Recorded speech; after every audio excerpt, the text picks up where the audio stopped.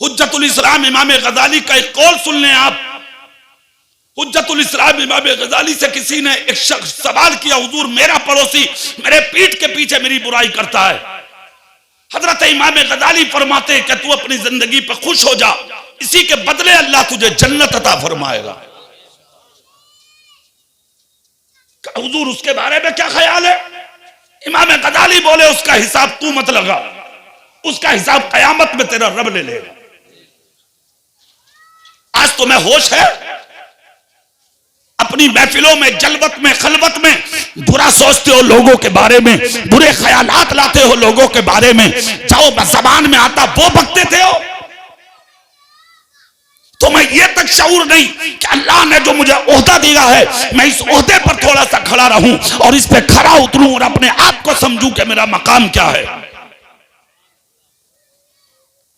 हुजूर आला हजरत अजीमुल बरकत से किसी ने आकर कहा, हुजूर आज मैंने लोगों को आपकी बुराई करता देखा। आला हजरत मुस्कुरा के बोले, खुदा का शुक्र है इतनी देर तक वो मेरे नबी की बुराई से तो रुके होंगे, मेरी कर रहे हैं, करने दो। अच्छे लोगों ने कभी बुराई को बुरा ना समझा, मगर तुम दूसरों की बुराई करके बुरे क्यों बनते हो? मस्जिदों में, मदरसों में, खानकाहों में, अपनी बैठकों में, रास्तों में, इधर उधर जहां मौका लगता वहां किसी पर उंगली उठा देना, किसी को जात को टॉर्चर कर देना, ये क्या है?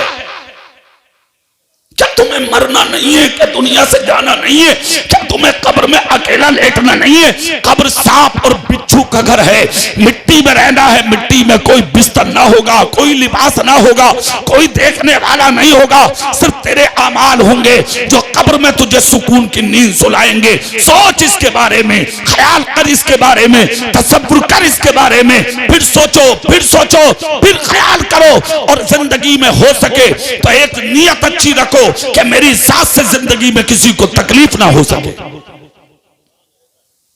हाँ, अगर तुम्हें जानकारी नहीं है,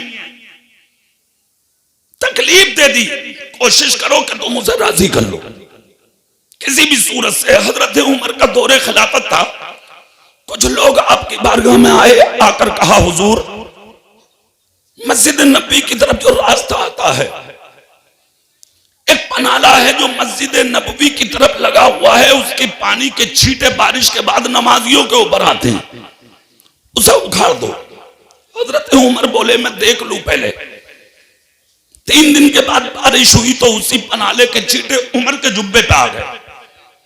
हजरत उमर ने उस पनाले को उखाड़ने का हुक्म दे दिया, कहा इसको उखाड़ दो। अमीरुल मोमिनीन थे उमर, पनाला उखाड़ दिया गया। उस जमाने में जो काजी मदीना थे, मदीने की अदालत में उन्होंने उमर के खिलाफ मुकदमा डाल दिया। कितनी बड़ी बात, उमर के खिलाफ। आज बोल जाएगा कोई पैसे वाले के सामने? अरे जिनकी चल रही है कौन बोल लिया? कोई नहीं बोल लिया उनके सामने। किसको जेलों में डाल रहे हैं, किसके साथ क्या सुलूक, क्या बर्ताव कर रहे हैं, कोई पूछने वाला नहीं। आज उमर के खिलाफ मुकदमा, अमीरुल मोमिनीन के खिलाफ 22 लाख मुरब्बा मील का बादशाह, आधी दुनिया का बादशाह, उसके खिलाफ मुकदमा डाल दिया मदीने में। आए, जानते हो क्या हुआ? मुकदमा जब हो गया, उसके बाद में जब तारीख आई है सुनवाई की, तो हजरत उमर पहुंचे। हजरत उमर पहुंचे, हजारों का मजमा बोले चल के देखेंगे। आज उमर की पेशी है, एक तरफ से मालिक मकान, दूसरी तरफ से उमर, एक तरफ बीच में सारा मदीना। हजरत उमर जा रहे हैं, जाकर अदालत में खड़े हुए वकालत करना चाहते थे उमर। वक्त के हाकिम काजी मदीना ने कहा, उमर रुक, वकालत आप नहीं करेंगे, वकालत वो करेगा जिसने तुम्हारे खिलाफ मुकदमा किया है। बुलाया गया गरीब को, जिसका बनाना था, गरीब आगे बढ़ा और आगे बढ़ने के बाद वकालत की। काजी मदीना ने कहा, क्या है बोलो? कहा, उमर अमीरुल मोमिनीन है, इन्होंने मेरे मकान का पनाला उखाड़ा है, पानी रुकेगा, मैं गरीब हूं, मेरे मकान की छत नीचे जाएगी, मेरे बच्चों को तकलीफ होगी। उमर ने मेरे बच्चों को तकलीफ देने का काम किया, इसलिए मैंने इनके खिलाफ मुकदमा किया। इतना जब कहा, खुदा की कसम कुर्बान जाओ, हजरत उमर की आंख से आंसू निकल गए। दिल में सोचने लगे मेरा मकसद कोई और था। काजी मदीना ने कहा उमर आप वकालत करो, तुमने ऐसा क्यों किया? उमर बोले मेरा मकसद इन्हें तकलीफ देना नहीं था। मदीने के लोगों ने मुझसे कहा था नमाजियों के कपड़ों पर गंदा पानी जाता है, आज मेरे मकानी के जुब्बे पर भी उसकी कुछ छींटा पहुंची, इसलिए मैंने पनाला उखाड़ दिया। जब इतना कहा तो काजी मदीना बोले अली के बकाल से कहा बात तो उमर की भी सही है, इन्होंने भी अच्छा किया, कपड़े गंदे होते थे इसलिए पनाला उखाड़ने का उमर ने हुक्म दिया, बुराई क्या है? आगे आए मालिक मकान तो काजी मदीना बोले आपका नाम क्या है? इन्होंने रोकर कहा मुझे दुनिया हजरत अब्बास के नाम से जानती है, मोहम्मद इब्न अब्दुल्ला जिनका नाम है वो मेरे भतीजे हैं। अल्लाह अल्लाह। काजी मदीना ने कहा किस वजह से मुकदमा किया? कहा अफसोस पनाले का नहीं है, अफसोस मकान टूटने का नहीं है, अफसोस इस चीज का है कि मेरे मकान की बुनियाद अपने हाथों से मेरे रसूल ने रखी थी, ये पनाला मेरे नबी ने लगाया था, मुझे आज मुकदमा इसलिए करना पड़ा, रोना इसलिए आ रहा है, उमर ने मेरे रसूल की निशानी खत्म कर दी। इतना जब कहा खुदा की कसम बिलक उठे, तड़प उठे हजरत उमर, आगे बढ़ के आगोश में ले लिया हजरत अब्बास को, कहा मुझे माफ कर दो, मुझे खबर नहीं थी कि वो पनाला मेरे रसूल ने लगाया था, चलो चलो ये मुकदमा मैं अपने सर लेता हूँ। लेकर पहुंचे और उस मकान के करीब जाकर कहा पनाला लाओ। पनाला लाया गया। हजरत अब्बास बोले जीना तो ले लूं, सीढ़ी तो ले लूं, जिन पे चढ़ के तुम पनाला लगा सको। हजरत उमर हाथ पकड़ के बोले अब्बास रुक जाओ, सीढ़ी मत लाओ, जीना मत लाओ। कहा इतने ऊपर पनाला लगेगा कैसे? हजरत उमर ने एक हाथ में पनाला लिया, दूसरा हाथ दीवार पर टेका, सर टेका और झुककर बोले अब्बास आ जाओ, मेरे कांधे पे चढ़ के पनाला लगा दो ताकि दुनिया देख ले उमर का मकाम ये है और मुस्तफा के घराने का मकाम ये है। ये लोग थे, अगर कुछ हो भी गया तो इस तरह से बदला देते थे। तो भाई की गर्दन काटने में लगा है। हाँ, एक मौलाना दूसरे की गर्दन काट रहा। हाफिज जी, कारी साहब, मौलाना साहब, अरे और तो और छोड़ो, मुफ्तियों की खैरियत ना, तेरे बाप की रोजी खा रहे आप, तेरे बाप का ले रहे आप, शर्म नहीं आती? पीठ के पीछे किसी की बगावत करते हुए जालिम कुत्ते, अपनी जिंदगी को हराम मत बना, हलाल बना अपनी जिंदगी को। कुछ काम ऐसे होते हैं जो इंसान अपनी जबान से, अपने किरदार से उसी रोजी को हराम बना लेता है। इल्म इसलिए होता हम किसी अल्लाह वाले पर, किसी आलिम पर, किसी पर उंगली उठा दें। जिसके पास इल्म होगा वो सही जिंदगी गुजारेगा, जुल्म नहीं करेगा, जाती नहीं करेगा, किसी के हक तलफी नहीं करेगा, किसी पर नाजायज उंगली नहीं उठाएगा। हो सकता है ऐसा? हरगिज़ नहीं। बहुत बड़ा मुफ्ती है एक, सहारनपुर इलाके का रहने वाला, उसने मेरे रसूल ही की जात पे उंगली उठा दी। हाँ, और उसने उंगली इस अंदाज में उठाई, आज दुनिया हैरत कर रही है उसकी बातों को सुनकर। मैं उन जुमलों को आपके सामने खोलना नहीं चाहता, मैं सिर्फ इतना कहना चाहता हूं, काय का मौलवी है वो? क्या है मौलवी वो? तो उससे अच्छे तो फिर जानवर हैं कि जो मेरे नबी के आगे ना चले। जोर से बोलो ना भाई। तू काय का मुफ्ती जो पहचान ना सका नबी का मकाम क्या है, नबी की अजमत क्या है, नबी का तकद्दुस क्या है, नबी का मर्तबा क्या है, नबी की शान क्या है। इल्म का मतलब होता है जानकारी। तुझे जब जानकारी ही नहीं तो फिर तू आलिम किस चीज का? हुजूर गौसे पाक से किसी ने पूछा सरकार आलिम किसे कहते हैं? कहा जानने वाले को। कहा हुजूर जिसे अपने अंदर की जानकारी ना हो? गौसे पाक फरमाते हैं वो जाहिल है, वो आलिम नहीं है, वो जाहिल है। जिसे अपने अंदर की जानकारी ना हो, सिर्फ काम जबान से कहलवा के थोड़ी काम चलता, अमली तौर पर मैदान में आओ तब काम बनता। जबान से कहलवा के नहीं, अपने अखलाक, अपने किरदार, अपनी सीरत, अपने कैरेक्टर से भी दिखाओ कि हम क्या हैं। मैं तो अपने सुन्नी भाइयों से कहूंगा, आप सही रास्ते पर आओ। वो मुफ्ती, वो मौलाना क्या कहता है वलियों के बारे में, नबियों के बारे में, सहाबा के बारे में, ताबईन के बारे में, उनको कहने दो, उनको पकने दो, उनको भौंकने दो। किसी की हिम्मत नहीं है जो मेरे रसूल की इज्जत को घटा सके, इसलिए कि मेरे नबी की इज्जत को बढ़ाने वाला मेरा परवरदिगार है। अल्लाह खुद कहता, मैंने अपने महबूब के जिक्र को बुलंद किया है। जिसका जिक्र अल्लाह बुलंद करे उसके जिक्र को घटा कौन सकता है। दुनिया के चंद मौलाना मुफ्ती अगर चाहें हम नबी का जिक्र घटा दें, वो खुद घट जाएंगे, मेरे नबी के जिक्र को नहीं घटा पाएंगे। चलते चलते आपसे मैं वो जुमले बोलूंगा, उनकी बात उनकी तरफ रहने दीजिए। वो क्या कर रहे हैं उनको कहने दो। हमें नबी से मोहब्बत करना है, हमें रसूल से इताअत करना, रसूल पाक की इताअत करना, अपनी नबी का कहना मानना, अपने रसूल की सीरत की चादर ओढ़ के अपनी जिंदगी को हमें गुजारना है।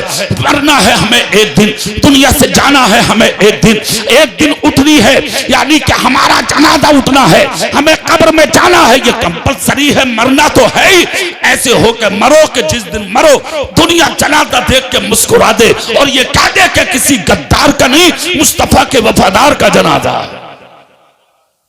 जिंदगी हसीन बनाओ, जिंदगी खूबसूरत बनाओ, जिंदगी अच्छी बनाओ। आज के माहौल पर नजर डालो, आज दुनिया तुम्हें देख के भाग रही है। क्यों भाग रही है? आखिरी बात सुनिए। मेरे रसूल के एक सहाबी नाम है हजरत लुबाबा, सुभान अल्लाह बोलो इनके नाम पे। मेरे रसूल ने मदीने में ऐलान किया है, एक जंग की खातिर लोग निकल के आए। सारा मदीना सिमट के आ गया नबी के पास। हजरत लुबाबा पे माल कुछ ज्यादा था, ये नहीं आए।